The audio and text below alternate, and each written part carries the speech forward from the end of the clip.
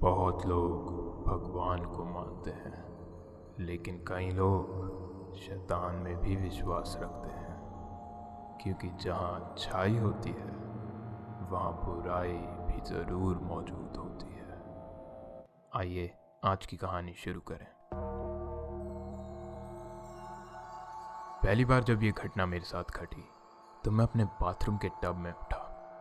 मैं टब में लेटा हुआ था और टब का पानी मेरे मुंह के ऊपर था। मेरा पूरा मुंह पानी से भर गया था और मैं सांस नहीं ले पा रहा था। मैं उस छोटे से टब के अंदर डूब रहा था। उठने के कुछ 1-2 सेकंड में ही मुझे समझ आ गया था कि मैं डूब रहा हूँ और अगर जल्दी टब से बाहर नहीं निकला तो मैं जिंदा नहीं बचूंगा। अपने हाथ से टब के एक कोने को पकड़ते हुए मैंने अपने आप को पानी से बाहर खींचा और बाथरूम की ज़मीन पर गिर गया। मुझे कुछ समझ नहीं आ रहा था कि यहाँ चल क्या रहा था और मैं यहाँ पहुँचा कैसे। पानी से बाहर और मेरी सांस फूल चुकी थी और मैं ज़ोर ज़ोर से सांस ले रहा था। वो 2 सेकंड जब मैं पानी के अंदर था, मुझे ऐसा महसूस हो रहा था कि मैं किसी समुंदर में हूँ और बस गहरे पानी में डूबे जा रहा हूँ और बाहर निकलने का कोई रास्ता नहीं है। पर मैं किसी समुंदर में नहीं, अपने ही घर में बाथरूम के टब में था। न जाने कैसे, लेकिन मैं बाथरूम के टब में ही सो गया था। अजीब बात तो ये है कि मैं कभी भी उस टब में नहाया नहीं करता था, बल्कि हमेशा शावर लेता था। मेरे घर में मेरे अलावा और कोई नहीं रहता था और मैं अपने बाथरूम के टब में कैसे आया, मुझे इस बारे में कुछ भी याद नहीं था। पहली चीज़ जो मेरे दिमाग में आई वो ये थी कि शायद मैं नींद में चल रहा हूँगा।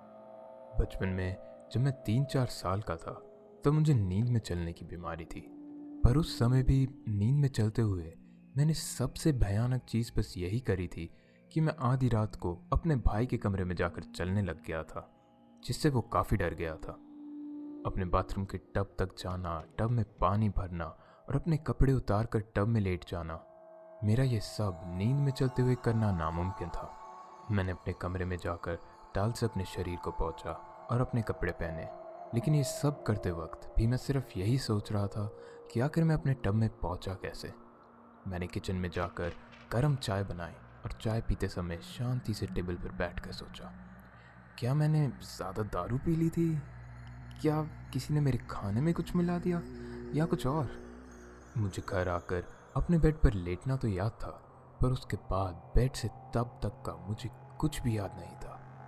मैंने ये भी सोचा कि क्या मुझे कोई बीमारी तो नहीं। मैं एक हॉस्पिटल में काम करता हूँ, पर मैं डॉक्टर नहीं हूँ। मेरा काम लोगों के हॉस्पिटल के बिल, उनकी इंश्योरेंस संभालने का है। पर कहीं हॉस्पिटल में काम करने के कारण मैं यही सोच रहा था कि क्या मुझे कोई अजीब तरीके की बीमारी तो नहीं लग गई, जिसकी वजह से मेरे साथ ऐसा हुआ। और हॉस्पिटल के बारे में सोचते समय ही मुझे मेरा एक बुज़ुर्ग औरत के साथ हुआ किस्सा याद आ गया। मैं बिल संभालने के डिपार्टमेंट में काम करता हूँ, जिसका मतलब ये था कि मेरा पूरा दिन कंप्यूटर के सामने निकलता था। पर कई बार पेशेंट और उनके परिवार वालों को उनका बिल समझाने के लिए मुझे उनके पास जाना पड़ता था। इन चीज़ों के अलावा भी कई बार छोटे मोटे कामों की वजह से मुझे हॉस्पिटल के मेन फ्लोर पर जाना पड़ जाता था। इसी कारण हॉस्पिटल के मेन फ्लोर पर काम करने वाले लोग भी मुझे अच्छे से जान चुके थे। मेरे टब वाले हादसे होने से 1-2 दिन पहले ही किसी काम की वजह से मैं हॉस्पिटल के मेन फ्लोर पर गया था, जहां मुझे जीतू दिखा। जीतू हॉस्पिटल में डॉक्टर और मेरा काफ़ी अच्छा दोस्त था। वो उस वक्त एक औरत को हॉस्पिटल पे बेड पर कहीं लेकर जा रहा था।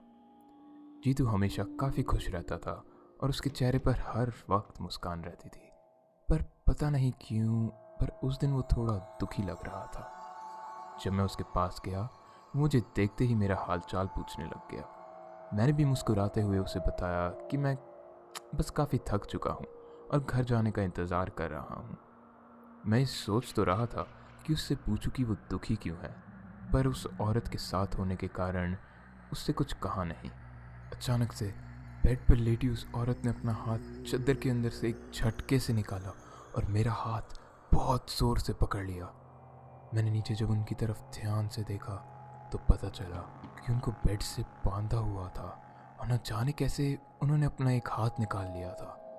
वो मेरा हाथ पकड़ते ही जोर से चिल्लाकर बोली, वो मुझे छोड़ेंगे नहीं, वो मुझे मारने की कोशिश करते रहेंगे। मेरी मदद करो। मैं बर्फ की तरह उसी जगह जम सा गया था। मैं अपना हाथ तक छुड़वा नहीं पा रहा था। वो औरत मेरे से कुछ 3-4 साल ही बड़ी होगी, लेकिन उनकी इतनी बुरी हालत थी कि वो अपनी उम्र से काफ़ी ज़्यादा बड़ी और भयानक दिख रही थी। उनको देखकर मेरे पूरे शरीर पर अब रोंगटे खड़े हो गए थे। जीतू ने उसी वक्त उनका हाथ मेरे हाथ से छुड़वाया और बेड से वापस बांध दिया। मैं थोड़ी देर के लिए घबरा ज़रूर गया था, लेकिन फिर उस घटना के बारे में मैंने ज़्यादा नहीं सोचा और अपने ऑफिस में जाके अपना काम करने लग गया। ऑफिस से निकलते वक्त मेरे को दोबारा जीतू मिला और उसने मुझसे माफ़ी मांगी। मैंने बिना किसी हिचकिचाहट के उसे बोला कि उसमें उसकी कोई गलती नहीं थी और उससे पूछा कि क्या वो औरत ठीक है। मुझे उस औरत की चिंता तो थी ही, लेकिन मुझे ये भी जानना था कि मुझे उस औरत की वजह से कोई बीमारी तो नहीं हो जाएगी। जिस पर जीतू ने साफ साफ बताया कि तुम चिंता मत करो, उस औरत की बस दिमागी हालत कुछ ठीक नहीं। अभी तक मुझे समझ नहीं आया था कि मेरे साथ असल में हुआ क्या है, पर पता नहीं क्यों मुझे ऐसा लग रहा था मेरे साथ जो कुछ भी हुआ है उसका कारण वो औरत ही है। अगले दिन जब मैं काम पर गया तो पिछली रात ढंग से ना सोने के कारण मैं काफ़ी थका हुआ था। मेरा काम पर भी ध्यान नहीं लग रहा था। मैं बस अपना काम ख़त्म करके घर जाके सो जाना चाहता था, पर बदकिस्मती से मैंने कुछ 3-4 दिन पहले ही अपने भाई से मेरे दादा दादी के घर मिलने का वादा किया था। मेरे दादाजी कुछ 5 साल पहले ही गुजर गए थे और दादी भी उनके गुजरने के कुछ 2 साल बाद चल बसी थी। उनके गुजरने के बाद से वो घर खाली पड़ा था और हमने ये सोचा था कि हम मिलकर उस घर की सफाई करेंगे। मैं काफ़ी समय से अपने भाई से भी नहीं मिला था और इस तरह आखिरी समय पर उसे मना नहीं कर पाया। ऑफिस से निकलने के बाद मैं अपनी गाड़ी में बैठकर दादा दादी के घर की तरफ निकल पड़ा। वहाँ पहुँचकर थोड़ी साफ़ सफाई करने के बाद हम दोनों ने मिलकर पिज़्ज़ा खाया और साथ में 1-2 बियर भी पी और फिर मैं अपने घर के लिए चला गया। घर पहुँचते ही मैं बेड पर जाके लेट गया और बेड पर लेटते ही मैं कब सो गया मुझे पता ही नहीं चला। जब मेरी आँख खुली तो मेरी हर सांस के साथ मैं अपने शरीर में जहर ले रहा था और मेरी छाती मानो जल रही थी। मेरे आसपास पूरा धुआं ही धुआं था। मेरी आंखें जल रही थी और मुझे कुछ भी दिखाई नहीं दे रहा था। इधर उधर हाथ मारने से मुझे मेरे आगे गाड़ी का स्टीयरिंग व्हील और बाजू में गाड़ी का दरवाज़ा महसूस हुआ। मैंने गाड़ी के दरवाजे को खोलने की कोशिश करी, पर वो दरवाज़ा खुलने का नाम ही नहीं ले रहा था। ऐसा लग रहा था कि कोई दरवाजे के बाहर है और उसको खोलने से रोक रहा है। अपनी पूरी जान लगा के मैंने उस दरवाजे को खोला और गाड़ी से खांसते हुए जोर से बाहर गिर गया। मेरे अंदर अब बिल्कुल भी ताकत नहीं बची थी और मैं बस जोर जोर से खांसे जा रहा था। मैं अभी भी कुछ देख नहीं पा रहा था, लेकिन मुझे ये समझ आ रहा था कि मैं किसी सड़क के बीच में हूँ। मैं खांसते हुए रेंग कर सड़क के साइड तक पहुँचा और उसी समय बेहोश हो गया। जब मैं उठा तो मेरे सामने और कोई नहीं बल्कि जीतू खड़ा हुआ था। जीतू मुझे घूर रहा था और उसके चेहरे पर चिंता साफ दिखाई दे रही थी। उसने मुझे शांत रहने के लिए कहा और बोला कि तुम ठीक हो। एक बार फिर मुझे कुछ समझ नहीं आ रहा था। मैं हूँ कहाँ, जीतू मेरे सामने कैसे आया, और सबसे ज़रूरी सवाल, हर बार मेरे सोने पर मेरे साथ आखिर हो क्या रहा है। आसपास देखने पर समझ आया कि मैं हॉस्पिटल के एक बिस्तर पर लेटा हुआ था। कई सालों में पहली बार मैं हॉस्पिटल में एक पेशेंट बनकर आया था। मेरा सर बहुत दर्द कर रहा था। मेरे मुंह से आवाज़ भी नहीं निकल रही थी। बोलने की कोशिश करते हुए मेरा गला दर्द कर रहा था। मैंने बड़ी मुश्किल से बोला, मैं यहाँ कैसे आया। जीतू काफ़ी ज़्यादा परेशान लग रहा था। उसने दरवाजे की तरफ देखा। वो नहीं चाहते कि मैं तुम्हें ये बताऊं, लेकिन तुम कल रात अपने दादा दादी के घर के बाहर मिले। तुम्हारी चलती हुई पूरी गाड़ी कार्बन मोनोऑक्साइड गैस से भरी हुई थी। तुम्हारी खिड़की और दरवाजों पर टेप लगी हुई थी और देखने से तो ऐसा लग रहा था कि तुम उस जहरीली गैस से अपनी जान लेना चाहते थे। मैं चाहता हूं कि तुम मुझे सच सच बताओ, क्या ये सब तुमने जान के करा? क्या तुमने अपनी जान लेने की कोशिश करी थी? नहीं, मैंने अपनी जान लेने की कोशिश नहीं करी। मैं तो दादा दादी के घर से वापस लौट आया था और अपने घर आकर सो गया था। लेकिन जब मैं उठा तो मुझे नहीं पता था कि मैं कहाँ हूँ। तुमने बताया कि मैं अपने दादा दादी के घर के बाहर था। हाँ, एक पड़ोसी ने तुम्हें उस भयानक हालत में देखा और एम्बुलेंस को कॉल करके वहाँ बुलाया। जब तुम हॉस्पिटल पहुँचे तो तुम्हारी हालत बहुत बुरी थी। उसने दरवाजे की तरफ देखा और फिर बोला, यहाँ पर सबको ये लग रहा है कि तुमने खुदकुशी करने की कोशिश करी है। तुम्हें यहाँ कुछ दिन और रखा जाएगा जब तक हम श्योर नहीं हो जाते कि तुम ठीक हो और दोबारा ऐसी हरकत करने की कोशिश नहीं करोगे। अगर तुम्हें किसी भी बारे में कुछ भी बात करनी है तो तुम मुझसे बात कर सकते हो। मैंने अपनी आवाज़ थोड़ी तेज करके बोला, मैं तुम्हें बता रहा हूँ ना जीतू, मैंने खुदकुशी करने की कोशिश नहीं करी। मेरे साथ कुछ अजीब हो रहा है। एक दिन पहले भी मेरे घर पर ऐसा ही कुछ हुआ था। पहले मुझे लगा कि मैं नींद में चल रहा हूँ, पर अब मुझे ऐसा लगता है कि कोई मुझे मारना चाहता है। जीतू ये सुनकर काफ़ी घबरा गया। तुमसे उसके बारे में किसने बात करी? ये सुनकर मुझे कुछ समझ नहीं आया तो मैंने पूछा, किसके बारे में? वो मेरे बिस्तर के साथ में पड़ी कुर्सी पर बैठा और बोला, 2-3 दिन पहले जिस औरत ने तुम्हारा हाथ पकड़ लिया था। उसने फिर से दरवाजे की तरफ देखा और अब फुसफुसाते हुए बोलने लगा, वो भी इसी तरीके की अजीब पागलों वाली बातें करती थी। कैसी बातें? मुझे सच्ची नहीं पता कि तुम क्या बात कर रहे हो। मुझे ज़्यादा तो नहीं पता क्योंकि मैंने उससे एक ही बार बात करी थी, लेकिन उसने मुझे कोई कहानी बताई थी जिसमें उससे कोई शैतान को पूजने वाले लोग मिले थे। उसने बताया कि वो उनके लिए काम करती थी, लेकिन उसके साथ की दोस्त एक दिन अचानक से ही गायब हो गई थी। इससे बहुत डर जाने की वजह से वो वहाँ से भाग गई थी।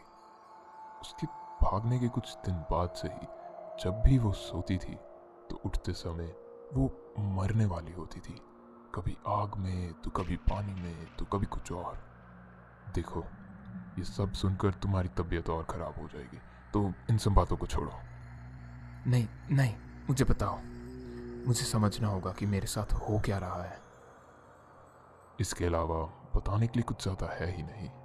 उसे ऐसे ही किसी खुदकुशी की कोशिश के कारण हॉस्पिटल लाया गया था, पर मुझे नहीं लगता कि वो किसी भी तरीके से तुम्हारे साथ ऐसा कुछ भी कर रही होगी।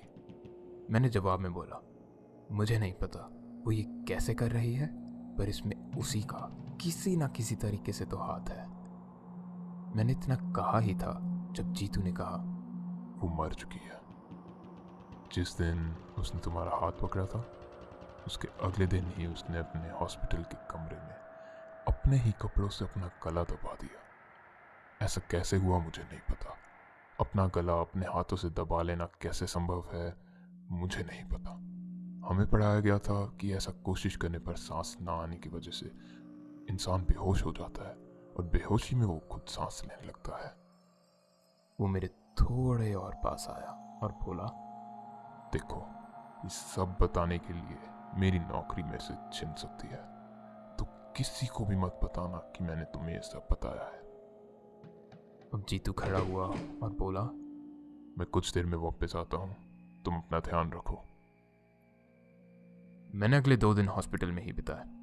हॉस्पिटल से डिस्चार्ज करते समय मुझे बताया गया कि हॉस्पिटल वालों ने मुझे 2 हफ्ते की छुट्टी दे दी है। मुझे पता था ये छुट्टी सिर्फ 2 हफ्ते की नहीं है और जल्द ही ये लोग मुझे नौकरी से निकाल देंगे, लेकिन इस समय मुझे उस बात से बिल्कुल फ़र्क नहीं पड़ता था। मुझे सिर्फ ये जानना था कि मेरे साथ क्या हो रहा है। मुझे हॉस्पिटल से उस दिन घर जीतू ने छोड़ा। जीतू के वहाँ से जाते ही मैंने अपनी गाड़ी निकाली और सबसे पास की कैमरा की दुकान पर जाने लगा। मेरी गाड़ी से अभी तक बदबू आ रही थी। ये जानने के लिए कि असल में हो क्या रहा है, मैंने एक वीडियो कैमरा खरीद लिया था। मेरा प्लान काफ़ी आसान था। मैं अपने कमरे में इस कैमरे को छुपा कर लगा दूंगा और देखूंगा कि मेरे सोते समय होता क्या है। मैंने वो कैमरा शाम में ही लगा दिया था और रात होते तक मैं अपने बिस्तर पर आराम से सो गया था। सोने से पहले मैंने अपना कमरा लॉक किया था, जिसकी चाबी भी मैंने कमरे में ही छुपा दी थी। मेरी नींद एक बार फिर अचानक से टूटी और इस बार मेरे हाथ में एक चाकू था और वो चाकू मेरी आंखों से सिर्फ 2-3 सेंटीमीटर दूर था। मैं कुछ 1-2 सेकंड के लिए वहीं जम गया था, पर फिर मैंने धीरे से उस चाकू को नीचे रखा और अपने घर के सारे कमरे चेक करने लग गया। पूरे घर में किसी और के ना मिलने पर मैं कैमरा की तरफ दौड़ा। कैमरा की रिकॉर्डिंग में पहले तो मैं लेटा हुआ था और बस शांति से सो रहा था। थोड़ा आगे करने पर मैंने देखा कि अचानक से ही चाकू मेरे बेड पे आ गिरा। ये चीज़ मैंने बार बार रिवाइंड करके देखी, लेकिन हर बार वो चाकू अचानक से ही हवा में दिखाई दे रहा था। आगे देखने पर पता चला मेरा हाथ खुद से हिला और उस चाकू को मैंने अपने हाथों में पकड़ लिया।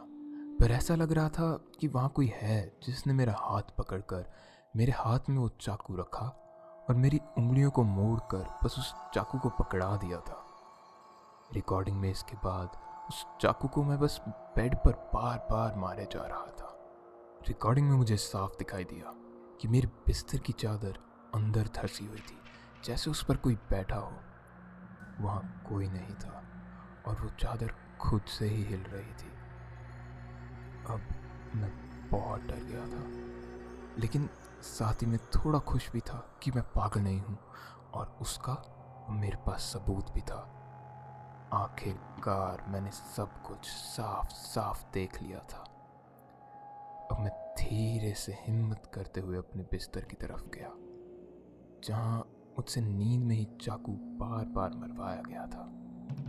मेरे बिस्तर की उस लकड़ी उस जगह से तराशी हुई थी और उसमें बड़ा बड़ा लिखा हुआ था कि मैं भी तुम्हें देख सकता हूँ और मैं कभी नहीं सोता, लेकिन तुम जल्द ही सोने वाले हो, हमेशा के लिए।